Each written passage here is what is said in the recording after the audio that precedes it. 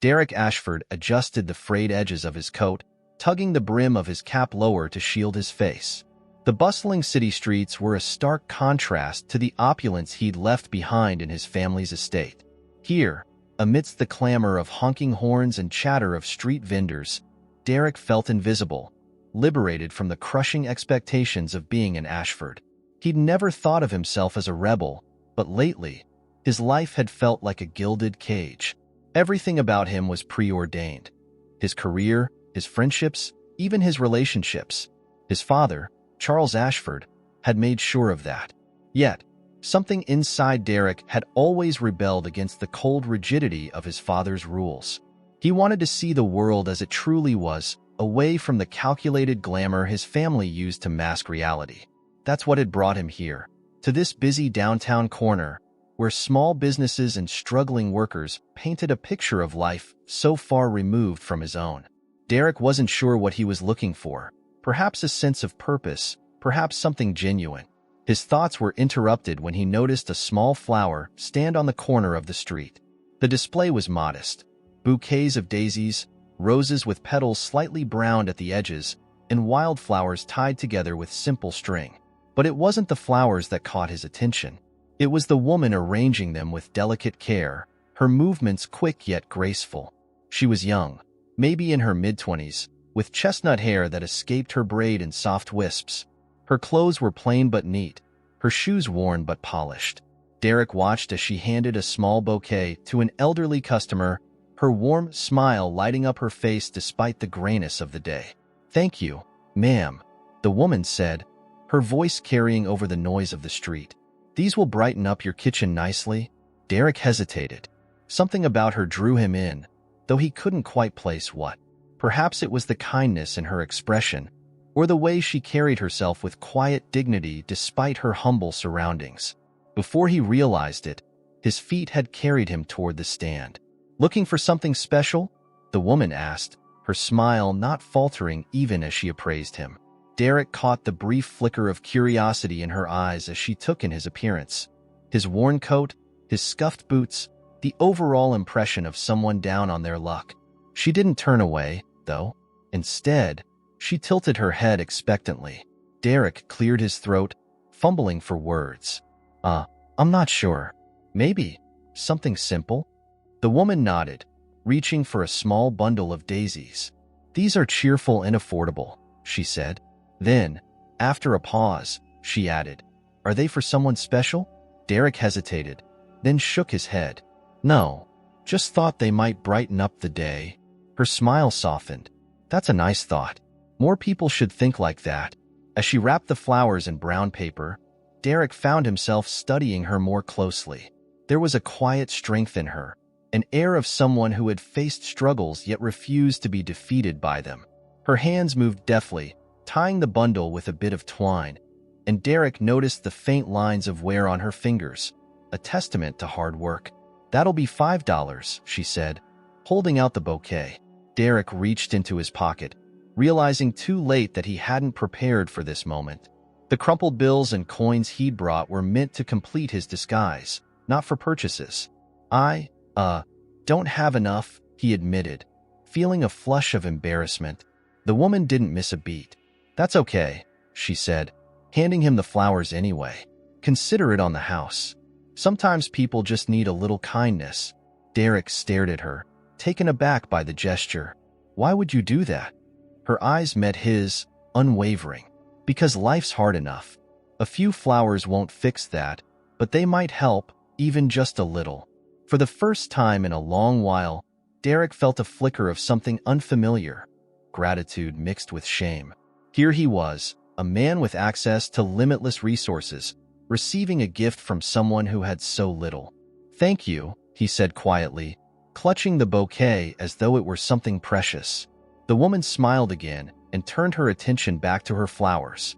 Derek lingered for a moment longer before stepping away, the daisies in his hand a reminder of the unexpected kindness he'd just encountered. As he walked down the busy street, Derek realized something else. He wanted to know more about her, this woman who gave away flowers to strangers with nothing to gain in return. There was a story behind her warm smile and tired eyes, and for the first time in his life, Derek felt a genuine desire to uncover it. He didn't know it yet, but that moment would change everything. The following day, Derek found himself drawn back to the same corner where the flower stand stood. He had spent the night tossing and turning, his thoughts consumed by the woman and the simple act of kindness she had shown him. It wasn't just the gesture that lingered with him. It was her. There was something genuine about her, something rare in his world of pretentious smiles and carefully calculated interactions. He needed to see her again, though he wasn't entirely sure why. When he arrived, the stand was already open. The woman was arranging fresh flowers, her braid falling over one shoulder as she worked. Derek hesitated, unsure if he would even be remembered. But as he approached, she looked up and smiled, the same warm expression as before. "Back for more flowers?" she asked, dusting her hands on her apron. Derek gave a half-smile. "Not exactly. I wanted to thank you again for yesterday. It was just a bunch of daisies," she said lightly, though her smile didn't waver. "Maybe to you," Derek replied, "but to me it meant a lot." For a moment, she paused, studying him. There was no pity in her gaze, only curiosity. Finally, she extended a hand. "I'm Clara, by the way." Derek hesitated, realizing he couldn't give her his real name. "David," he said, improvising quickly. "David Owens." "Well, David," Clara said, leaning against her stand. "What brings you back? Not just to thank me, I hope." Derek laughed softly, the sound unfamiliar to his own ears. "I guess I wanted to learn more about you." "Me?" Clara raised an eyebrow, clearly surprised. "I'm not that interesting." "I doubt that," Derek said, meeting her eyes. "You've got to have a story." Clara shrugged, her expression turning thoughtful. "I don't know if it's much of a story. Just trying to make ends meet, like everyone else around here." Derek waited, sensing there was more. And after a moment, she continued. "It's me and my sister, Sophie," she said, her voice softening at the mention of her sibling. "She's only 10, but she's amazing. She plays piano, like she was born to do it." "But," Clara hesitated, the words catching in her throat, "but things have been tough since our parents passed. It's just the two of us now." Derek felt a pang of guilt as he listened. He had spent his life avoiding responsibility, shirking the expectations his family had placed on him, while Clara had stepped up to care for her sister under circumstances far more difficult than he could imagine. "What about school?" he asked carefully. "For Sophie, I mean. She's in school," Clara said quickly, then added, "for now. But there's a chance she might have to leave. The rent's overdue, and the landlord's not exactly patient. I'm doing my best, but..." She stopped, shaking her head. "Sorry, you didn't come here to hear about my problems." Derek shook his head. "It's okay." "Really?" Clara offered him a small smile before straightening up and returning to her work. Derek watched as she carefully tied ribbons around a set of roses, her hands steady despite the weight he knew she carried. "How can I help?" he asked suddenly, surprising even himself. Clara glanced at him, puzzled. "Help? With Sophie? Or with the stand? Or anything, really?" Clara let out a soft laugh. "That's sweet of you, David, but you've got your own things to worry about. Don't think I didn't notice how empty your pockets were yesterday." Derek felt his cheeks flush. He wanted to tell her the truth, to explain that he wasn't the struggling drifter she thought he was, but a man who could solve all her problems with a single check. But he couldn't. Not yet. The thought of seeing the way her expression might change if she knew who he really was, it was unbearable. "Maybe I just want to keep busy," he said instead. Feel useful." Clara gave him a long look, as though weighing his sincerity. Finally, she nodded toward the buckets of flowers. "Well, if you're serious, you can start by sorting those. Roses in one bucket, lilies in another. And be careful with the stems. They bruise easily." Derek grinned, rolling up his sleeves. "Got it." As he worked, he found himself enjoying the simplicity of the task. There was something satisfying about the rhythm of it, the quiet focus it required. Clara occasionally glanced his way, her expression a mixture of amusement and approval. The morning passed quickly, and by the time the lunch crowd arrived, Derek was helping Clara sell flowers to a steady stream of customers. He was clumsy at first, fumbling with the change and forgetting the names of the blooms, but Clara was patient, correcting him gently when he made a mistake. By the end of the day, Derek felt a sense of accomplishment he hadn't felt in years. It was a small thing, really, helping to sell flowers, but it made him feel connected to something real. As they packed up the stand, Clara turned to him. "Thanks for your help today, David. You didn't have to, but I appreciate it." "I should be thanking you," Derek replied, "for letting me stick around." Clara smiled, brushing a strand of hair from her face. "Well, if you're not busy tomorrow, I could use an extra pair of hands." Derek hesitated for only a moment before nodding. "I'll be here." As he walked away that evening, the city lights beginning to flicker on around him, Derek felt an unfamiliar sense of purpose. Clara and Sophie's world was nothing like his own, but it was a world he wanted to be part of. For the first time, he wasn't running away from his life. He was running towards something.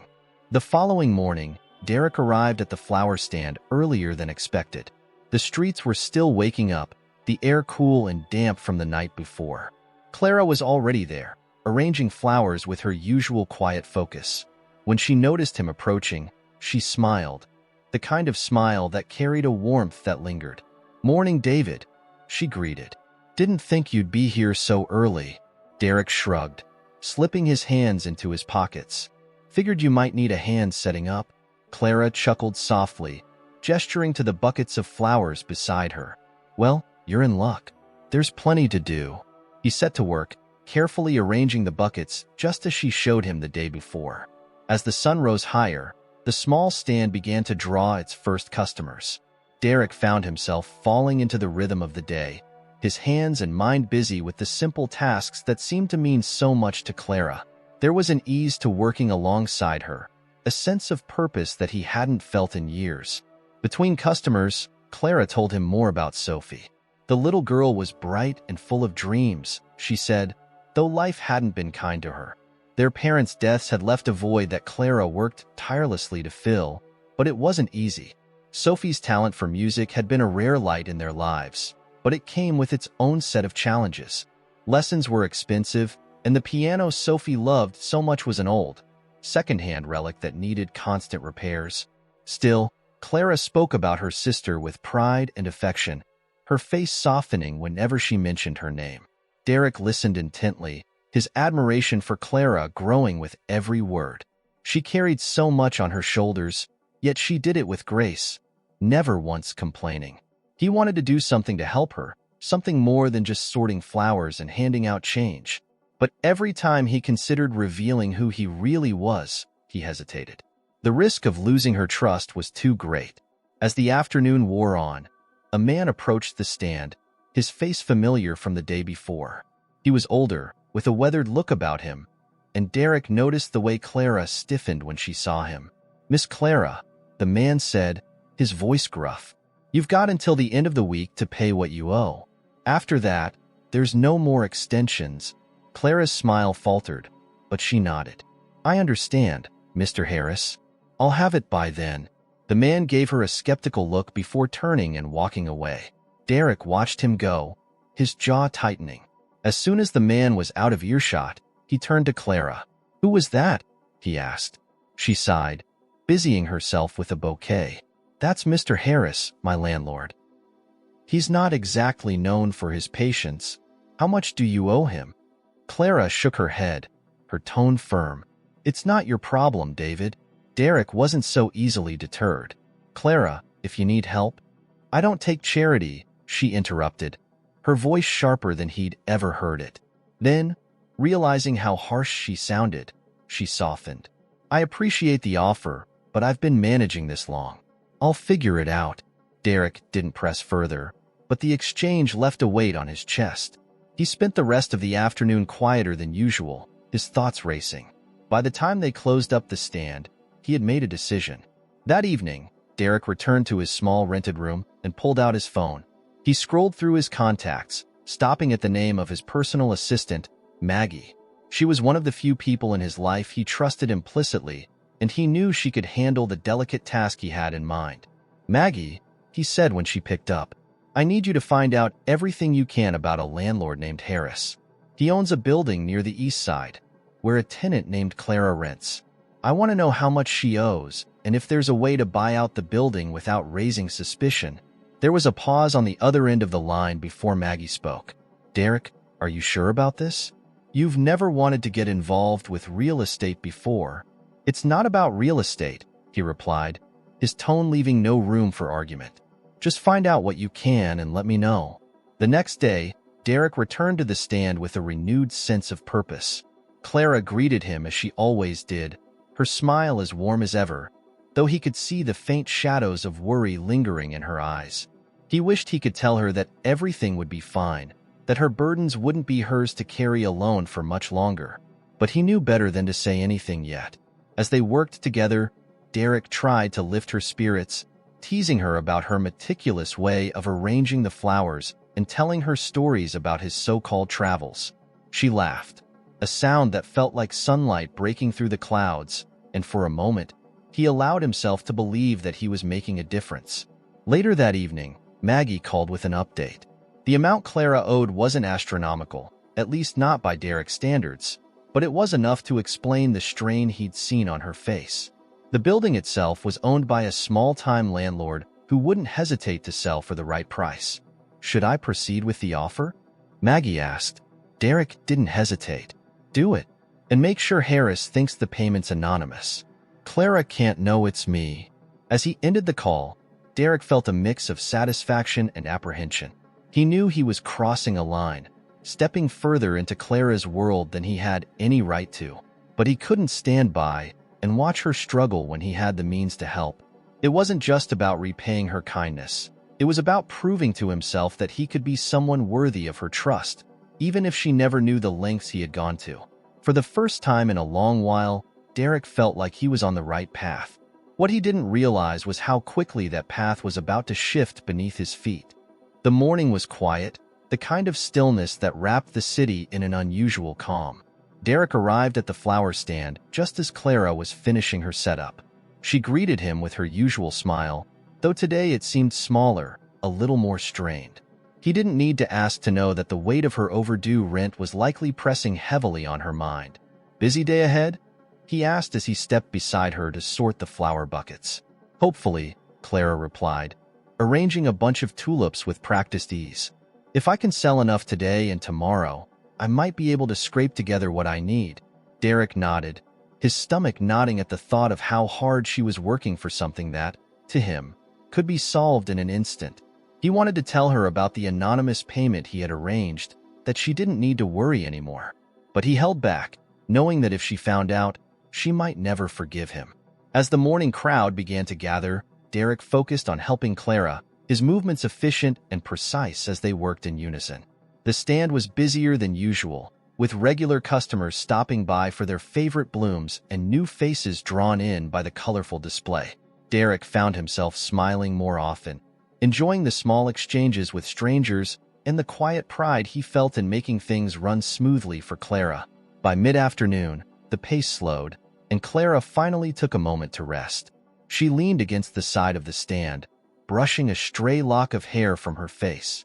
Derek handed her a bottle of water he'd brought, and she accepted it with a grateful nod. "Thanks," she said, taking a sip. "I don't know how I managed this before you showed up. You're pretty good at this, you know." Derek chuckled. "I think it's all your training. Besides, you make it look easy." Clara laughed softly, shaking her head. "Hardly, but I appreciate the help. It's nice to have someone around who actually cares." Her words struck a chord in Derek, filling him with both warmth and guilt. She had no idea who he really was, no idea of the life he had walked away from to be here. And yet, for the first time, he felt like he was truly earning someone's trust, not because of his name or his wealth, but because of who he was trying to become. As they talked, a young girl approached the stand, her wide eyes fixed on the flowers. She couldn't have been more than 7 or 8, her clothes a little too big for her small frame.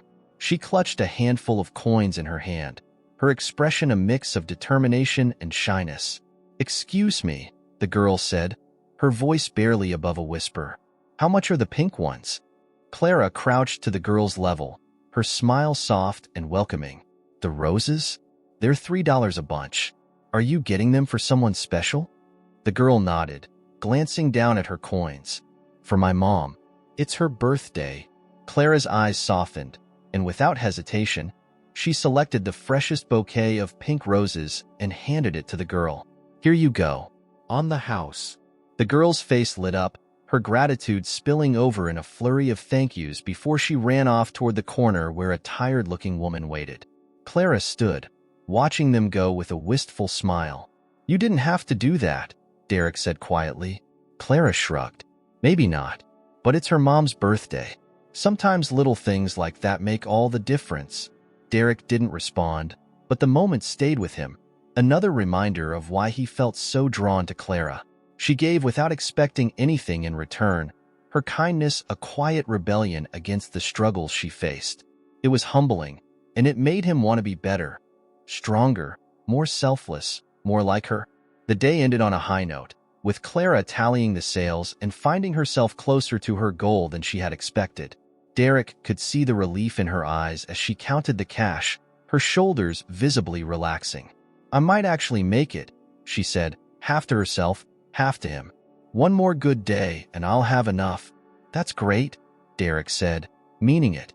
You've worked hard for this. Clara looked at him, her expression softening. I couldn't have done it without you, David. Seriously, you've been a lifesaver. He wanted to tell her the truth in that moment, to confess everything. But the words wouldn't come. Not yet. The next day brought with it a change. Derek noticed it immediately when he arrived at the stand and found Clara talking to a man in a suit. The man had a professional air about him, his briefcase neatly tucked at his side. Clara's expression was one of confusion as the man handed her a piece of paper and began explaining something in a low, measured tone. What's going on? Derek asked as he approached. Clara looked up, her brow furrowed. Apparently my rent's been paid in full, and not just this month. 3 months in advance. Derek's heart raced as he tried to gauge her reaction. That's great news, right? Clara nodded slowly, though her expression remained wary. It is, but I don't understand. The man wouldn't say who made the payment. He just said it was anonymous. Derek forced himself to stay calm, his voice steady. Maybe someone who cares about you wanted to help. Clara shook her head, a small frown forming on her face. I don't know. It feels strange. I'm grateful, of course, but I don't like the idea of not knowing who I owe. You don't owe anyone, Derek said, more firmly than he intended. Sometimes people just want to do something good. Clara studied him for a long moment, her gaze searching. Derek held his breath, wondering if she could see through him. But then she sighed, her shoulders relaxing slightly. Maybe, she said quietly. I just hope whoever it was knows how much it means to me. She turned back to the stand, her focus shifting back to the flowers. Derek let out a breath he hadn't realized he was holding, relief and guilt warring within him. He had done what he set out to do. He had helped her. But the uneasy feeling in his chest told him the truth would eventually come to light, whether he was ready for it or not. As the days passed, Derek noticed a subtle shift in Clara. While the news of her rent being paid had lifted some of the immediate weight from her shoulders, it had also left her with an air of unease. She continued to work tirelessly at the flower stand, her focus unwavering, but Derek could tell that the mystery of her anonymous benefactor lingered in the back of her mind. He, too, felt the strain. Every moment spent with Clara was a reminder of the lie he was living, the truth he was keeping from her. But the thought of losing her trust kept him silent. For now, he told himself, it was enough to be by her side, to help in whatever ways he could. One afternoon, as they worked together in a comfortable rhythm, Clara broke the silence. Do you believe in coincidences? She asked, her tone contemplative. Derek looked up from the bouquet he was wrapping. What do you mean? This whole thing with the rent, she said, gesturing vaguely toward the street. It feels too convenient. Like someone's watching out for me. Derek forced a chuckle. Maybe you've got a guardian angel. Clara smiled faintly, but there was a flicker of something in her eyes. Doubt, perhaps, or suspicion. I don't know. I've never been the kind of person who gets lucky breaks. It makes me wonder. Wonder what? Who would do something like that for me? She said simply. And why? Derek hesitated, the weight of her words pressing heavily on him. He wanted to tell her it was him, to explain that he couldn't stand by and watch her struggle when he had the means to help. But the fear of her reaction kept him silent. Instead, he offered a non-committal shrug. Maybe someone sees how hard you work, he said carefully. How much you care about Sophie. Maybe they just wanted to help. Clara studied him for a moment, her expression unreadable. Then she nodded, her gaze drifting back to the flowers. Maybe. The conversation lingered in Derek's mind for the rest of the day. He knew he couldn't keep the truth from her forever, but he didn't know how to tell her without risking everything they'd built. Clara's trust was fragile, and the thought of breaking it terrified him. That evening, as they were packing up the stand, a familiar figure appeared at the corner of the street. It was Mr. Harris, the landlord, his face set in a scowl. Derek tensed instinctively, stepping closer to Clara as the man approached. "Miss Clara," Harris said, his tone curt. "I need a word." Clara straightened, her expression guarded. "What is it, Mr. Harris?" "I wanted to let you know," he began, his voice dripping with annoyance, "that the payment cleared. Whoever your benefactor is, they've got deep pockets." Clara frowned. "I already knew the payment was made. Why are you here?" "Just wanted to remind you," Harris said, his gaze flicking to Derek, that generosity doesn't come cheap. People always expect something in return. Derek's jaw tightened, but he forced himself to stay calm. Clara, however, didn't flinch. "I don't owe anyone anything," she said firmly. "The payment was anonymous, and unless you have something else to say, I'd appreciate it if you left." Harris sneered but didn't argue. With a dismissive wave, he turned and stalked away, leaving an uncomfortable silence in his wake. Clara exhaled slowly, her shoulders relaxing as the tension dissipated. "I'm sorry you had to hear that," she said, her voice tinged with frustration. "He's always been like that, petty and mean." "It's not your fault," Derek said quietly. "You handled it well." Clara offered a small smile, but the encounter had clearly shaken her. As they finished closing up the stand, Derek couldn't shake the feeling that Harris's words had struck a deeper chord. Clara didn't say anything more about it, but the flicker of doubt in her eyes told him that she was beginning to question the motives behind her mysterious benefactor. That night, Derek found himself pacing his small rented room, his thoughts a tangled mess. He had done what he thought was right, but it was becoming increasingly clear that his actions had only complicated things. Clara deserved the truth, but how could he tell her without risking their friendship, without losing the small measure of trust she had given him? The next morning, Derek arrived at the stand determined to keep things as normal as possible. Clara greeted him with her usual smile, though there was a subtle wariness in her gaze. They worked side by side, the familiar rhythm of the day providing a temporary reprieve from the tension that hung between them. As the afternoon wore on, Derek noticed a small girl approaching the stand. She was shy, her hands clasped tightly in front of her as she peered at the flowers. Clara crouched to meet her eye level, her smile warm and inviting. "Hi there," Clara said gently. "Can I help you?" The girl nodded, her voice barely above a whisper. "I wanted to buy some flowers for my grandma, but I don't have much money." Clara's smile softened. "How much do you have?" The girl hesitated before holding out a small handful of coins. Clara glanced at the change, then selected a bright bouquet of daisies, wrapping them carefully. "These are perfect," Clara said, handing the flowers to the girl. "And you've got just enough." The girl beamed, her eyes lighting up as she clutched the bouquet. "Thank you, ma'am." As the girl ran off, Derek watched Clara with a mixture of admiration and guilt. She gave so much of herself, even when she had so little. It was part of what made her so remarkable, and part of why he felt so conflicted. "Why did you do that?" Derek asked quietly. Clara looked at him, her expression puzzled. "Do what?" "Give her the flowers," he said. "You could have charged her more, but you didn't." Clara shrugged, her gaze drifting back to the street. "She needed them more than I needed the money. Sometimes it's not about the cost. It's about making someone's day a little brighter." Derek nodded, the weight of her words settling heavily on him. He knew then, more than ever, that he couldn't keep hiding the truth. Clara deserved to know who he really was, and why he had done what he did.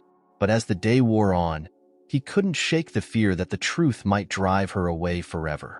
The next morning, Derek approached the flower stand with an unusual heaviness in his step.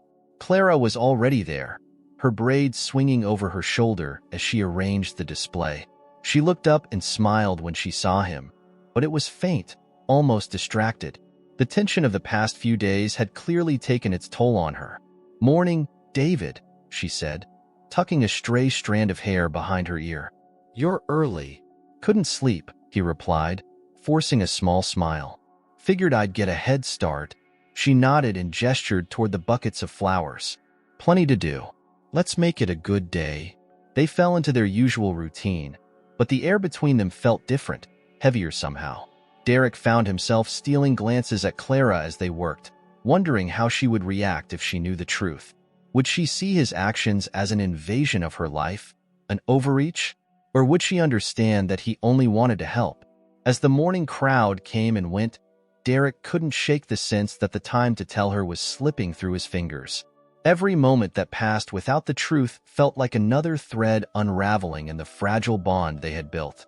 But before he could gather the courage to speak, a man approached the stand, his polished shoes and tailored suit starkly out of place in the humble market. Derek stiffened as the man drew closer, recognizing him immediately. It was Charles Ashford, his father, and he looked as though he had stepped out of one of the many boardrooms that defined his life. His sharp gaze swept over the flower stand before landing on Derek, his lips curling into a disapproving smirk. "So this is where you've been hiding," Charles said, his voice low but cutting. "I have to say, this is a new low, even for you." Clara looked between them, confusion flickering across her face. "David, who is this?" Before Derek could respond, Charles stepped forward, his eyes cold and calculating. "He hasn't told you, has he?"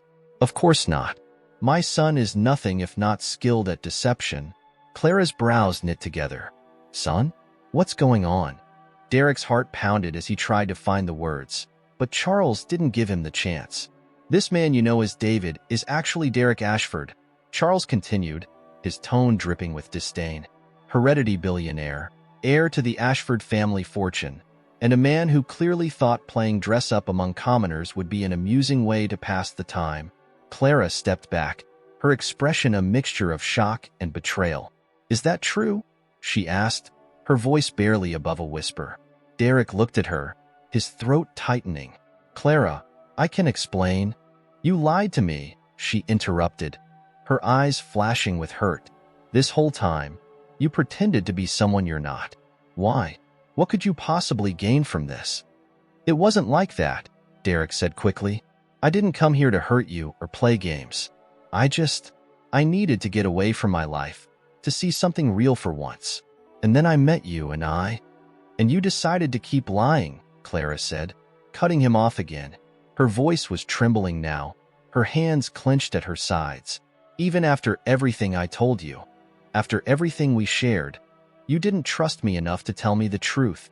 Charles, clearly pleased with the chaos he had caused, let out a low chuckle. "I told you, Derek, this is what happens when you try to mix our world with theirs. It never works."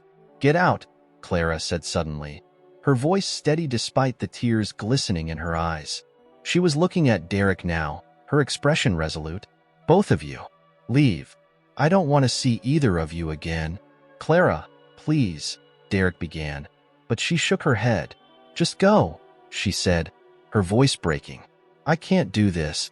Derek hesitated, his chest tightening as he looked at her, but he knew there was no use arguing.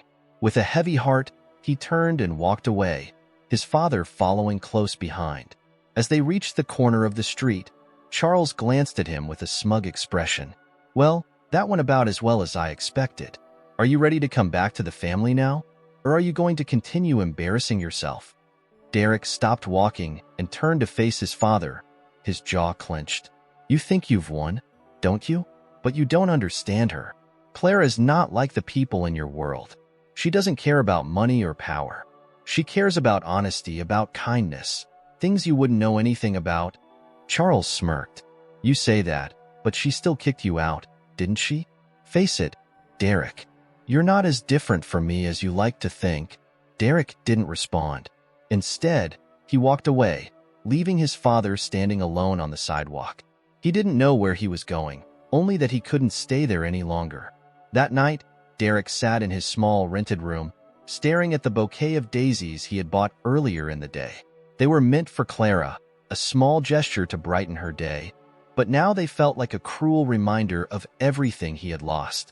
He thought about her words, the pain in her eyes as she told him to leave. She had every right to be angry, every right to feel betrayed, but he couldn't let this be the end. He couldn't let his father's interference destroy the one real connection he had ever had. Derek knew he had to make things right. He didn't know how yet, but he would find a way. For Clara, for Sophie, for everything they had built together. He had to try, and this time, he would do it honestly. The following days were the longest of Derek's life. He stayed away from the flower stand, knowing Clara needed space. Each moment without her felt like a piece of him was missing, but he didn't want to make things worse by pushing her before she was ready. Instead, he focused on trying to figure out how to fix the damage he had caused. For once, his wealth and influence felt useless. He couldn't buy back Clara's trust. He had to earn it. Derek spent his time walking aimlessly through the city, revisiting the places he had come to love during his time with Clara. The park where Sophie had once run barefoot chasing birds, the coffee shop where he and Clara had shared small laughs over cups of cheap coffee, even the corner where the flower stand stood. Each memory was a reminder of what he stood to lose. On the third day, while passing by the park, Derek saw someone he hadn't expected, Sophie. She was sitting on a bench, her small figure hunched over as she doodled in a notebook. Her legs swung back and forth, her sneakers barely brushing the ground. He hesitated for a moment before approaching. "Hey, Sophie," he said softly. She looked up, her wide eyes narrowing slightly when she recognized him. "David," she said, her tone neutral. "It's Derek, actually," he corrected gently, sitting down at the far end of the bench. "I owe you and your sister an explanation." Sophie didn't respond immediately. She kept her eyes on her notebook, her pencil moving in slow, deliberate strokes. Finally, she spoke. "Clara's mad at you." "I know," Derek said, "and she has every right to be." Sophie paused, glancing at him sideways. "Are you really a rich guy?" He smiled faintly. "Yes, but that's not why I came into your lives. I wanted to get away from everything for a while, to be someone different. And then I met you and Clara, and it felt like I'd finally found something real." Sophie set her notebook down and looked at him fully. "Clara says lying is bad." "She's right," Derek admitted. "And I made a big mistake by not telling the truth. But I care about both of you, more than I've ever cared about anything." Sophie tilted her head, studying him. "Then why are you here and not at the flower stand?" Derek's chest tightened at the question. "Because I don't want to hurt Clara any more than I already have. I'm giving her space." Sophie frowned. "That's dumb." He blinked. "Excuse me? You messed up, right?" Sophie said, crossing her arms. "Then you need to fix it. That's what Clara always says. You don't just leave things broken." Derek stared at her, caught off guard by the wisdom in her words. "You think I should talk to her?" Sophie nodded firmly. "Yeah, but you should bring flowers. Girls like flowers." Despite the heaviness in his heart, Derek chuckled. "I'll keep that in mind." The next morning, Derek found himself standing in front of the flower stand, a small bouquet of Clara's favorite wildflowers in hand. His heart pounded as he saw her behind the stand, her back turned as she adjusted one of the displays. He took a deep breath and stepped closer. "Clara," he said, his voice steady but quiet. She turned, her expression unreadable as her eyes landed on him. For a moment, neither of them spoke. Then she straightened, brushing her hands on her apron. "What are you doing here?" she asked, her tone cool. "I came to apologize," he said, holding out the bouquet. "And to explain." Clara glanced at the flowers, but didn't take them. "You already explained. You lied. What more is there to say?" Derek set the bouquet on the counter between them, his hands trembling slightly. "I know I hurt you, and I'll never forgive myself for that. But I swear, Clara, I never meant to. When I first came here, I didn't know what I was looking for. I was lost, and meeting you changed everything. For the first time, I felt like I belonged somewhere. Clara's expression softened, but her guard was still up. And you didn't think I deserved to know the truth? I was afraid, he admitted. Afraid that if you knew who I was, you'd see me the way everyone else does, as nothing more than a name or a bank account. I wanted you to see me for who I really am, but I went about it all wrong. Clara was silent for a long moment, her eyes searching his.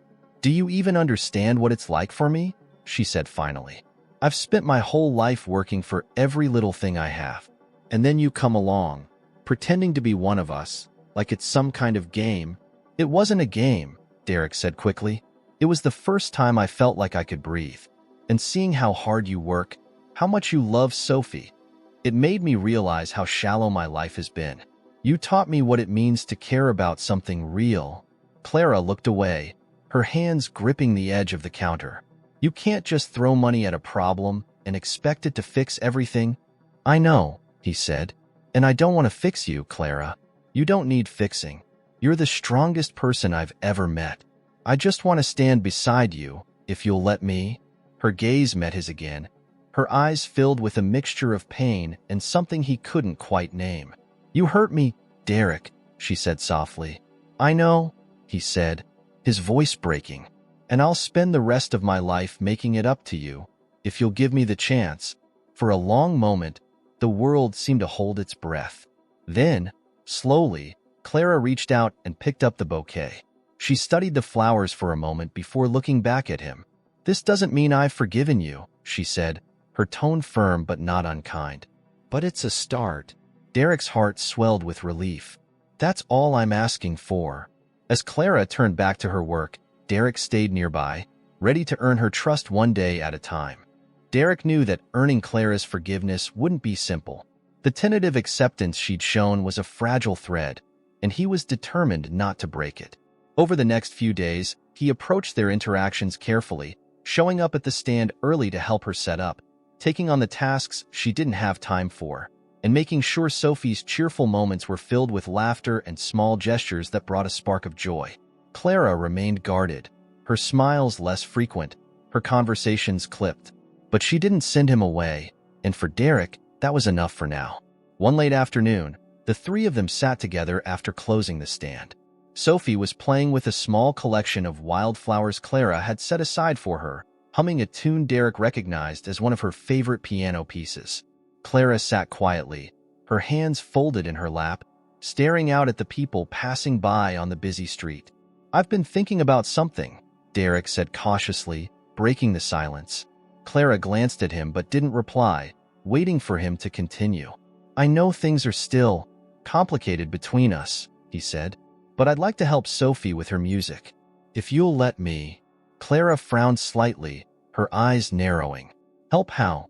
Sophie's got an incredible gift, Derek said, looking at the little girl as she twirled a daisy in her fingers. She should have a real piano, lessons with someone who can help her grow. I'd like to arrange that for her. Clara's expression tightened. Derek, we've talked about this. I don't want your money solving my problems. This isn't about solving problems, Derek said gently. It's about giving Sophie the chance she deserves. You've done so much for her already, Clara. This isn't about me stepping in and taking over. It's about supporting what you've already built. Clara looked away, her jaw set. Derek could see the conflict in her eyes. She didn't want to accept help, but she also couldn't deny Sophie's potential, or her love for her sister. Sophie, Clara said after a moment, turning to the girl. What do you think? Would you like to take piano lessons? Sophie's face lit up, her eyes wide with excitement. Really? You mean like, with a real teacher? Clara's lips curved into a faint smile. If that's what you want. Yes, Sophie exclaimed, jumping to her feet. That would be amazing. Clara looked back at Derek, her expression softening just slightly. All right, she said quietly. But on one condition. Anything, Derek said, leaning forward. You let Sophie choose what she wants. If she decides she doesn't like it, or if she feels uncomfortable, it ends. No pressure, no strings. Of course, Derek agreed immediately. It's about her, not me. Clara nodded, though her guarded demeanor didn't fully fade. Derek knew it would take time, but he felt a sense of accomplishment. He wasn't just trying to prove himself to Clara. He genuinely wanted Sophie to thrive. The following week, Derek used his connections to find a reputable piano teacher who specialized in working with young talent. He arranged for Sophie's lessons to take place at a local community center, a location Clara approved of since it was close to their apartment and felt accessible. Derek also made sure to purchase a new piano, delivered anonymously to their home with a simple note. For Sophie's dreams. When the piano arrived, Sophie was ecstatic, running her hands over the smooth keys with wide-eyed wonder. Clara stood back, watching her sister with a mixture of joy and trepidation. She hadn't asked for this, but seeing Sophie's happiness made it difficult to argue against the gesture. Over the next few weeks, Sophie's lessons became a bright spot in all their lives. She threw herself into her practice with enthusiasm, her natural talent blossoming under the guidance of her teacher. Clara began to relax slightly, allowing herself to enjoy the moments when Sophie proudly showed off a new piece she had learned. Derek was careful to stay in the background, respecting Clara's boundaries while quietly supporting Sophie's progress. One evening, after Sophie had gone to bed, Derek stayed behind to help Clara clean up the flower stand supplies. The two of them worked in companionable silence for a while, the tension between them gradually easing. Finally, Clara spoke. "She's happier than I've seen her in a long time," she said, her voice soft. Derek paused, setting down the bucket he was holding. "She's incredible, Clara. The way she plays. It's like she was born to do it." Clara nodded, a faint smile tugging at her lips. She's always had that spark. Even when things were hard, music was her escape. It's her way of dreaming. "And you made that possible," Derek said, meeting her gaze.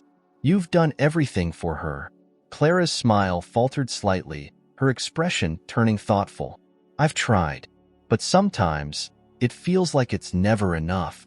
"It is," Derek said firmly. "Clara, you're the strongest person I've ever met. Sophie is who she is because of you." Clara looked at him for a long moment, her defenses wavering. Finally, she sighed, her shoulders relaxing. "I still don't know if I can trust you," she admitted. "What you did, it hurt, Derek. I felt like everything I thought I knew was a lie." "I know," Derek said quietly, "and I'll never stop regretting that. But I'm not giving up. Not on you and not on Sophie." Clara nodded slowly, as though weighing his words. "I guess time will tell." Derek smiled, a flicker of hope sparking in his chest. "I'll take it." As they finished packing up, the first stars began to appear in the night sky. Clara glanced up, her expression softening as she watched them twinkle. "Do you ever wish you could start over?" she asked suddenly. Derek followed her gaze, his smile fading into something more introspective. "Every day," he admitted. "But I think what matters is what you do with the second chances you're given." Clara looked at him, her eyes searching his. Then she nodded, a small but significant gesture that felt like the first step toward something new. Derek didn't dare say it aloud, but for the first time, he allowed himself to believe that maybe, just maybe, they could find their way back to each other. As weeks passed, Derek's quiet persistence began to rebuild the fragile connection between him and Clara.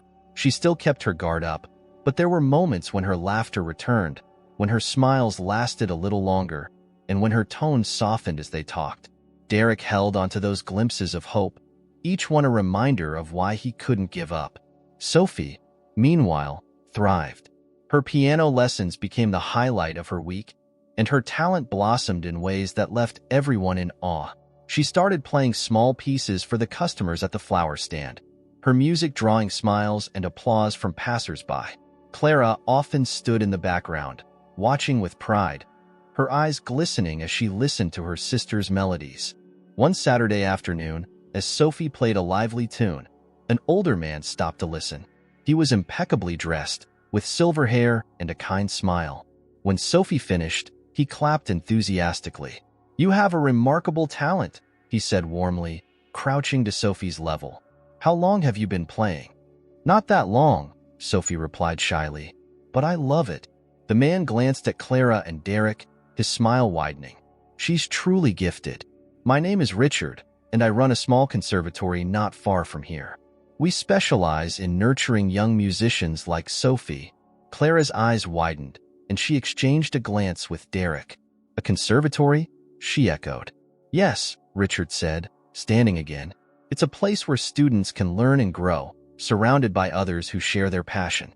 I'd love to invite Sophie to audition for one of our programs. Clara hesitated, her protective instincts flaring.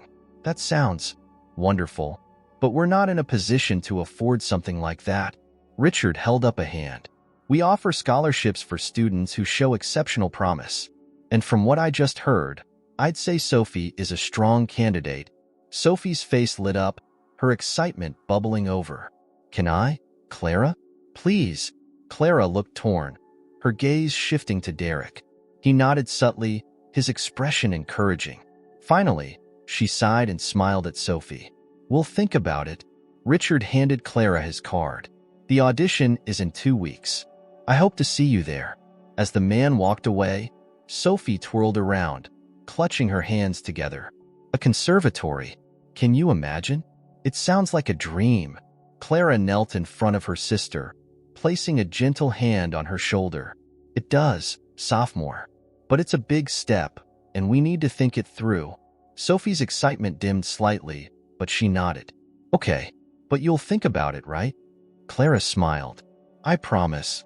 That evening, as they closed the stand, Derek helped Clara load the last bucket of flowers into her cart.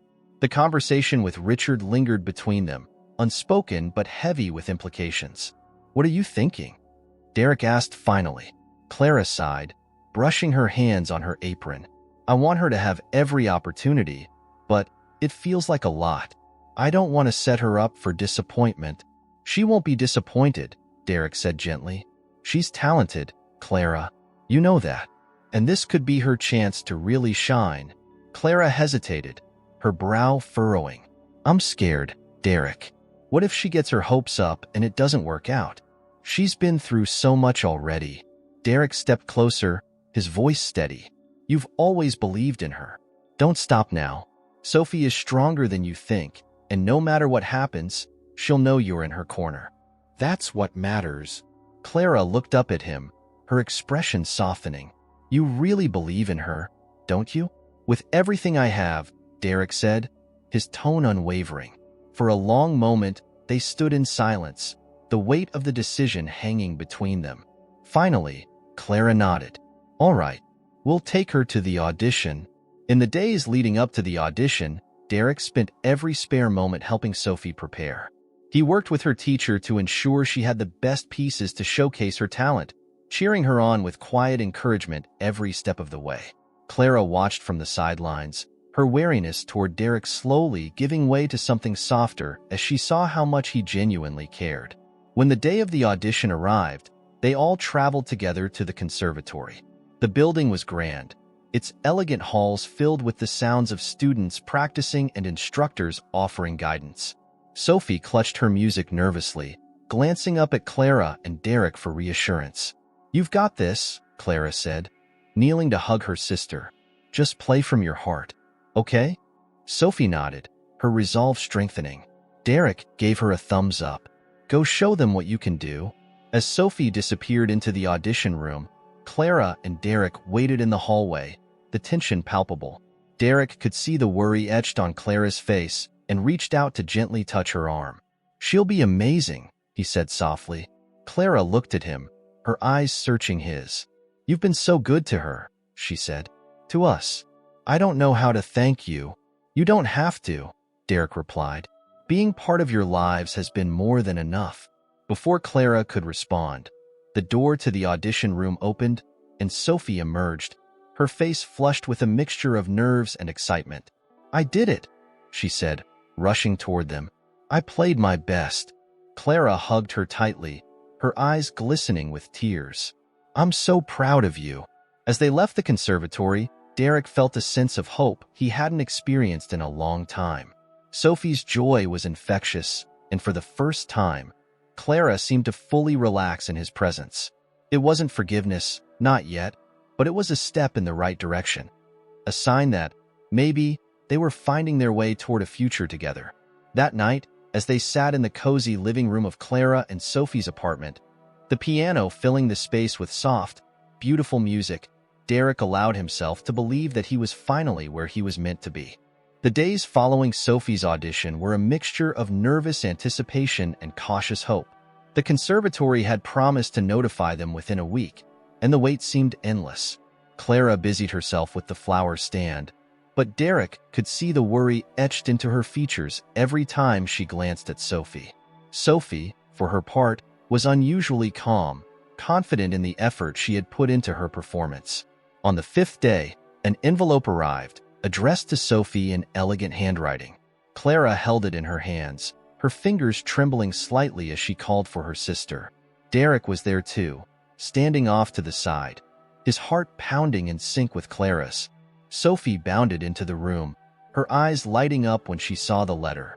"It's from the conservatory," she exclaimed, taking it eagerly. Clara knelt in front of her, placing a steadying hand on her shoulder. "Take your time, sophomore. No matter what it says, we're proud of you." Sophie nodded, her small fingers carefully tearing open the envelope. She unfolded the letter inside, her eyes scanning the words quickly. For a moment, the room was silent, everyone holding their breath. Then Sophie's face broke into a wide smile. "I got in," she cried, waving the letter in the air. "I got in, Clara." Clara pulled her into a tight embrace, her tears falling freely as she laughed. "I knew you could do it. Oh, Sophie, I'm so proud of you." Derek watched from the sidelines, a lump forming in his throat. Sophie's joy was infectious, and Clara's unfiltered pride was a sight he would never forget. For once, everything felt right. Later that evening, after Sophie had gone to bed, Clara and Derek sat together in the small living room. The letter was on the coffee table between them, the official words affirming Sophie's acceptance into the conservatory. Clara leaned back on the couch, her expression both relieved and contemplative. "She's going to need things," Clara said softly. "Books, supplies, a uniform. I'll need to figure out how to manage it all." "We'll manage it," Derek said without hesitation. "You're not alone in this." Clara turned to look at him, her gaze steady. "I don't know how to feel about that. I've spent so much of my life trying to handle everything on my own. Letting you in, it's not easy." "I know," Derek said, his voice gentle, "but you don't have to do it all alone, Clara. You've done more than enough already. Let me help where I can." Clara studied him for a long moment, as though weighing the sincerity of his words. Finally, she sighed, a faint smile touching her lips. "You really don't give up, do you?" "Not when it comes to you," Derek said, his tone light but earnest. For the first time, Clara didn't push him away. Instead, she nodded, her smile growing a little stronger. "Thank you, Derek, for everything." As the weeks went on, life began to settle into a new rhythm. Sophie started her classes at the conservatory, thriving in the vibrant environment of music and creativity. Clara found herself less burdened by the weight of constant worry, though she still worked tirelessly at the flower stand. Derek remained a steady presence, helping with whatever he could, from carting flowers to watching Sophie practice her new compositions. Their relationship, though still fragile, began to grow stronger. Clara's walls slowly came down, piece by piece, as she saw the consistency of Derek's actions. He wasn't just talking about change, he was living it, proving his commitment every day. One evening, as the three of them shared a quiet dinner, Sophie spoke up, her eyes bright with excitement. "Clara, guess what? My teacher said they're hosting a recital at the conservatory next month, and I get to perform." "That's wonderful, Soph," Clara said, her pride evident. "What piece will you play?"